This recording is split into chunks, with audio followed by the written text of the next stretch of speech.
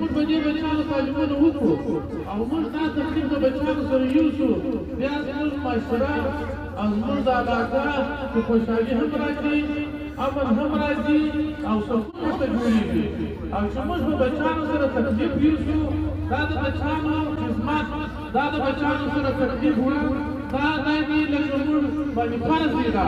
دا موږ خامخا کوو دغه سکولونه چې موږ د بچیانو لپاره جوړ دي نو موږ به خپل بچیان د سکولونو راولو او خپلو بچیانو به تعلیم کوو او به خپلو بچیانو چې به ډېر چې دا سکول ته راځي او نه راځي سبق وایي ماشټرې ورته وایي نه ورته وایي په دې چې موږ پوښتنه کوو په دې چې موږ طلب کوو بیا زموږ ماشوم به خپل ځای ته رسېږي بیا وخت چې په معاشره کې به موږ چې د چا سره مقابله کوو دا به موږ په قلم کوو قلم هغه وخت موږ په کامیابه کېږي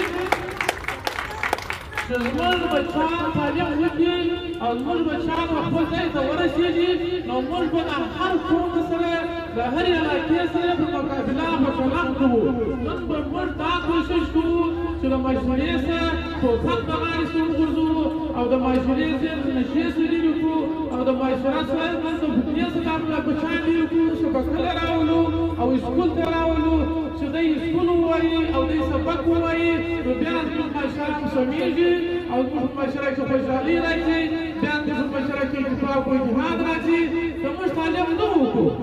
نو بیا زموږ یو وخت خوشحالي هم نه راځي خوشحالي هغه وخت راځي اتفاق هغه وخت راځي چې موږ به بچیانو په علاقه کې تعلیمونه وکړو سکولونه جوړ کړو